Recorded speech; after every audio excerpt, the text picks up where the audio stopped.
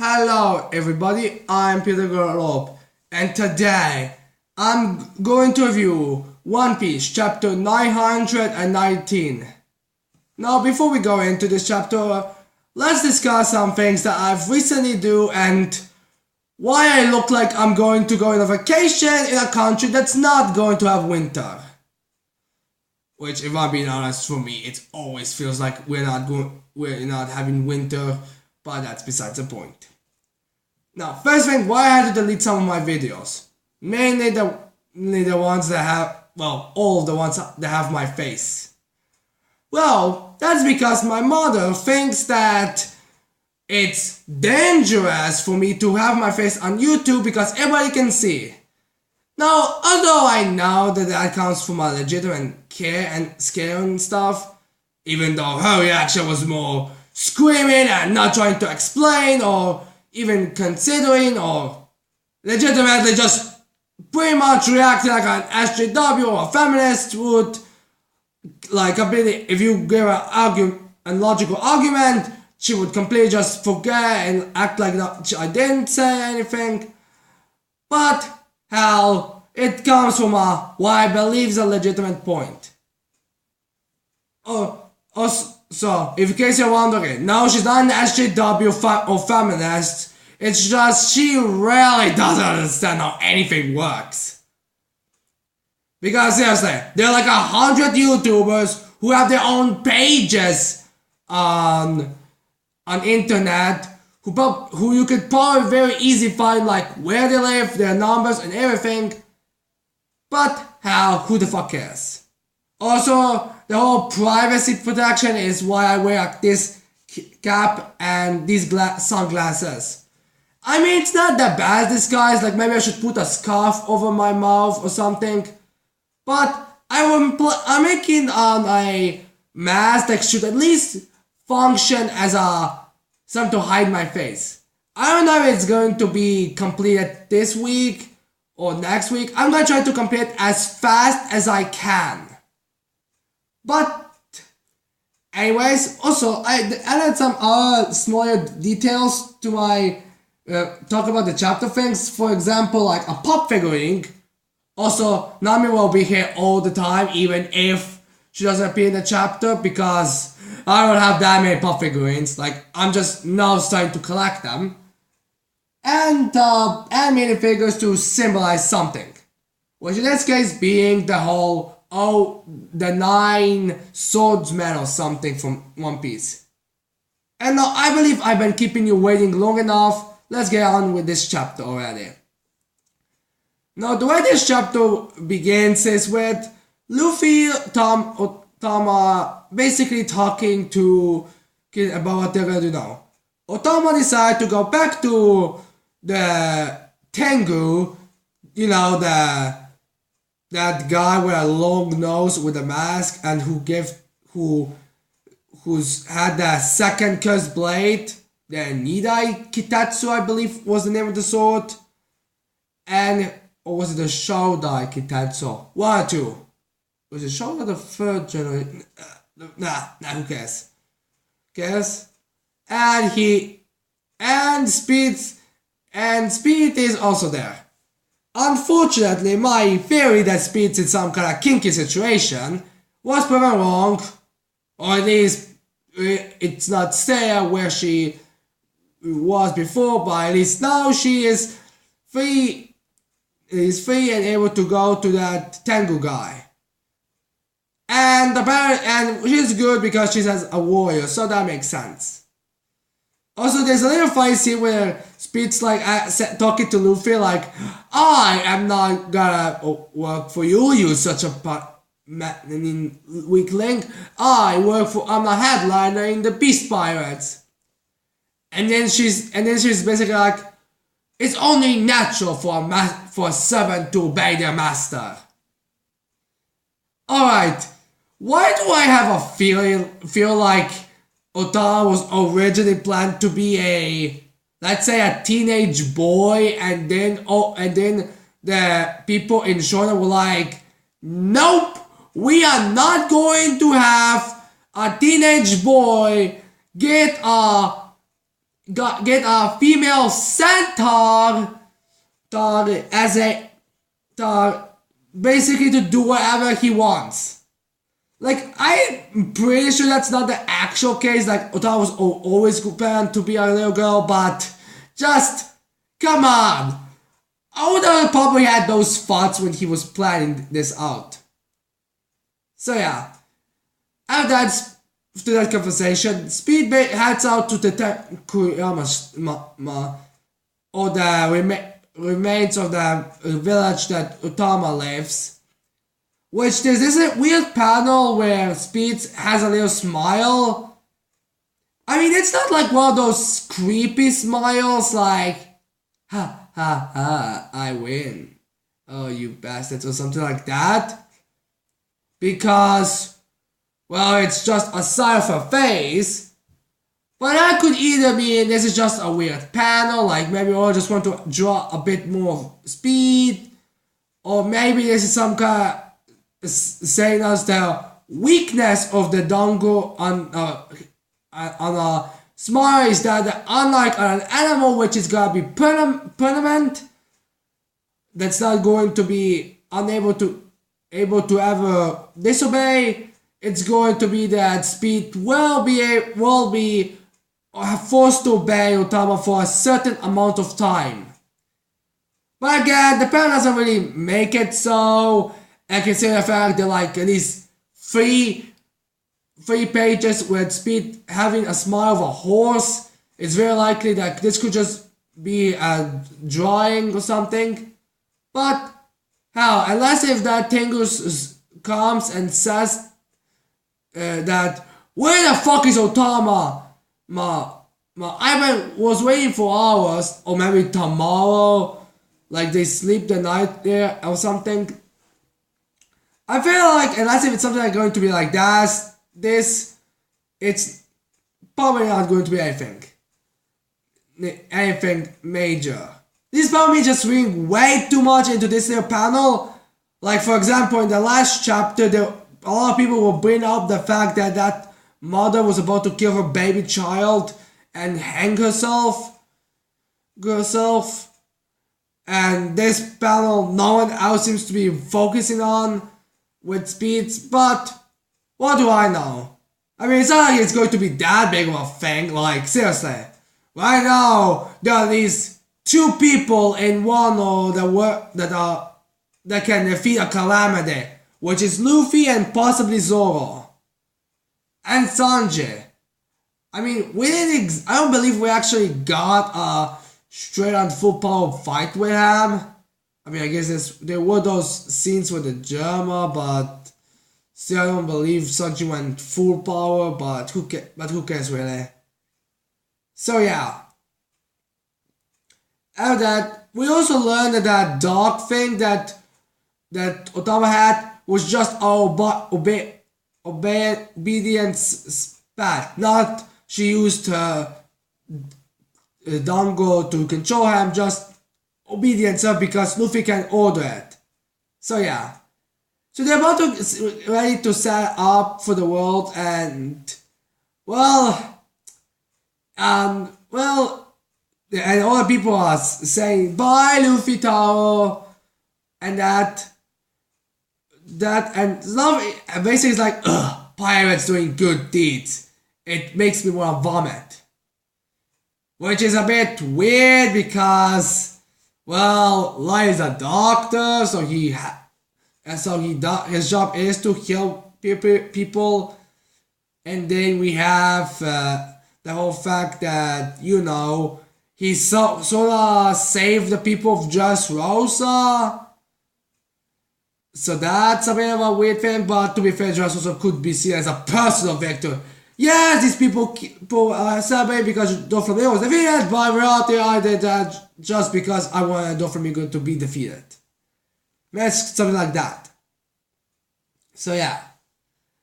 They get headed out and Okiko comes with them. Because, she's like, these people are nice, but I don't really know them and I wanna go and I wanna know why they are interested in the words of the Oden's castle. So yeah. they are out there, and then we see this little funny scene where they arrived, and Zoro is like just gone. And Luffy says, I guess he got lost again.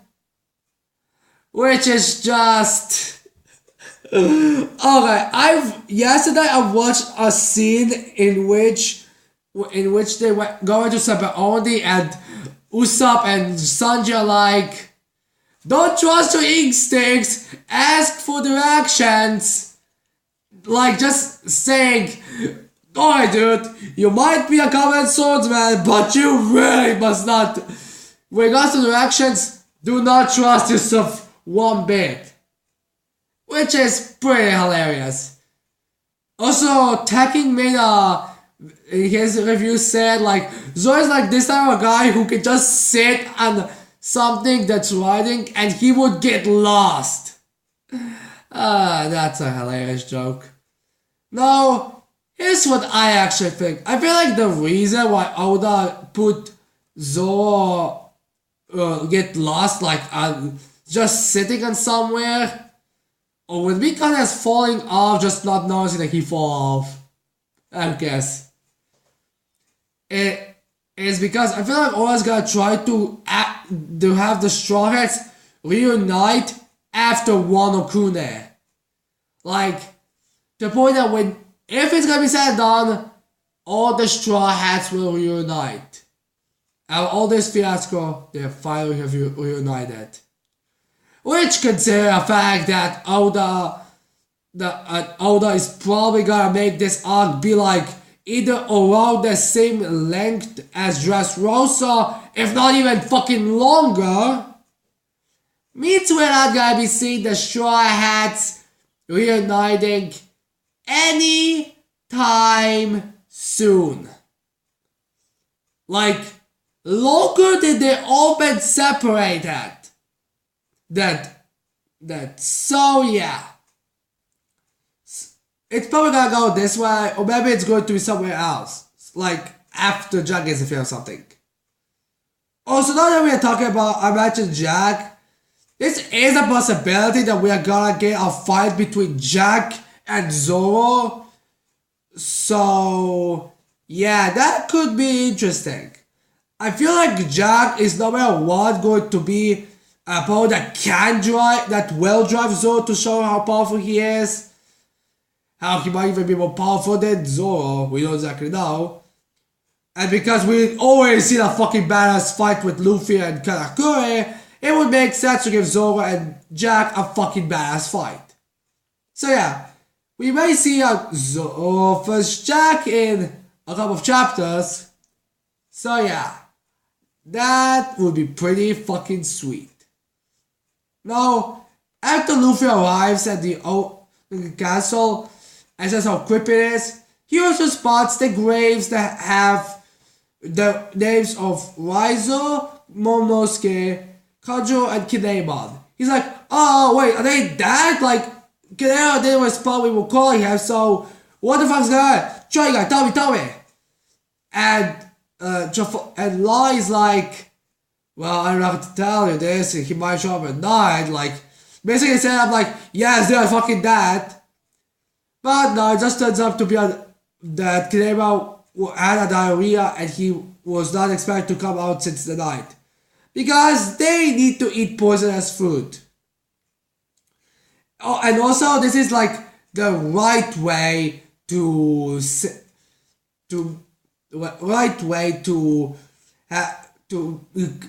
be aware of your audience. Take note, Steven Universe. The way you say stuff like this is by people are gonna by making it something that's not something a fact that could be used, but it could just be too ridiculous or something.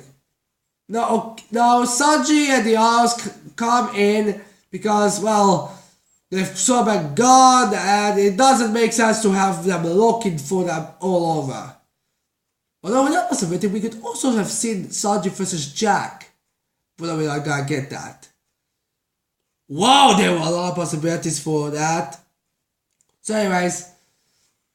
Also, there are some people saying that Okiko may have a thing for Kinemon because because when she jumped into Kinema, she was blushing. But I feel like that's because, well, she was in a year, let's say, in Wano, he was a year in a place where they had no idea of before they had a giant skip in time. Oh, I just realized something. I forgot to mention the scene with the students and teachers. You know, I'm gonna talk about that the last. I mean, it doesn't make much sense, but how? Pretty much everybody has been talking about the climax at the end of the chapter. First thing, and forget about everything else, but who cares? So yes, they all get reunited. Monosuke jumps in Nami's boobs, which makes me wonder if there's a video that says top 10 perverts in One Piece. But who cares? Cares? And Kinema basically says this to them all. I, Okiko, and Monosuke, and Waizo and Kanjuro are time travelers. So, I personally feel like if someone's taken from the past and it's not someone, you know, that would change the past super extremely, I feel like there is probably not gonna be anything else. Like, the only thing we need to know now is how they time traveled, if it's going to be a devil fruit, if it's going to be something else. But for me personally, this whole time travel thing, although the fan base is, oh my god, how will I use this? I mean, if you use it, does it wrong way, it'll be terrible. But I personally feel like it's just going to be a time jump from the past to the present. It basically means nothing. Like, it's not like that. And considering, it doesn't seem like they even have a way to time travel back. So it doesn't really matter. Like, maybe the time travel thing is gonna come into play later. Or maybe that could be something that's going to lead back to the Raftel. Like, when when Oden was in Raftel, he found some kind of a plant or something that'll give someone the ability to time travel or something. So yeah, there was nothing. So yeah, for me that's basically nothing. So far we don't know it's a dire fruit, if it's an ancient weapon, what it is, but for me personally it's just time gap. Like seriously, I personally really don't care about this whole time traveling things. I mean, for me the whole time traveling thing is always fucking confusing, so I really don't care. Okay, as long as they do not have going to past or even far into the future, it's all going to be fine. Although that could possibly defeat some of the people who are... Hell, maybe if they gotta use this time jumping thing, they could possibly use that on Kaido, so they would time travel Kaido into, let's say, in the time of the Void Century, so then he will die or something. I don't know really. No, anyway, like I said, basically I forgot a certain important moments. And that of course being the whole classroom scene. In here we see a teacher talking to her students about the whole closed borders, and you know what? We could just see this as being like how the nobles are being raised. If I'm being totally honest, like in the world. Just like, yes, this is how it's supposed to be, this is how it is, do the focus about it and do it. It's probably gonna be like this. Also, this teacher has a snake smile down foot. Or maybe a snake down foot. Who cares really? So this seems to be a common thing, and I feel like a lot of people are gonna be theorizing, why does she have it? Is she is she the queen or something? I don't really know. As far as I can see, I feel like Oda came to Kaido and said, look, she and maybe some other people are going to be like super important members, and they were like, give them smiles so they'll be more powerful than people. So that might be the case or something, because you will want someone who spreads the biggest propaganda to be to the children, to be a bit more, how do we say, strong. And the final thing I'm going to be discussing is the whole scene where Robin is performing her dances, and there's one of the Orochi's clan members there, and he basically says he's a coward and basically gives us this legend. This legend is pretty basic. It's like 9 samurai will show up and all that thing. Now, for the 5 of them we know or at least 4 of them we know it's gonna be Raizo, King Neymon, Kanjuro, and Okiko. The other 5 are possibly be Zoro, La, Luffy. It could also be that Tango guy, and this guy who tells the story. Like, we don't exactly know, but how it's probably the most likely possibility. Now, the way this guy's acting is a bit strange. I can see him just like, well, I don't like Orochi, but I need to serve him, at least in some way. Also, let's discuss how Orochi is kind of being set up. By this guy, Orochi is set up to be a coward, like a world noble. Like the guy may talk a big game, but in combat he sucks. But the students have basically said he's a badass swordsman with a double style. Again, probably beating him up, hyping him up like a world noble. I feel like he might be like Doflamingo, like, yeah, his status as a Celestial Dragon is a theory of that, but in combat he actually has something. Something we don't know, and we probably are gonna find out for a while.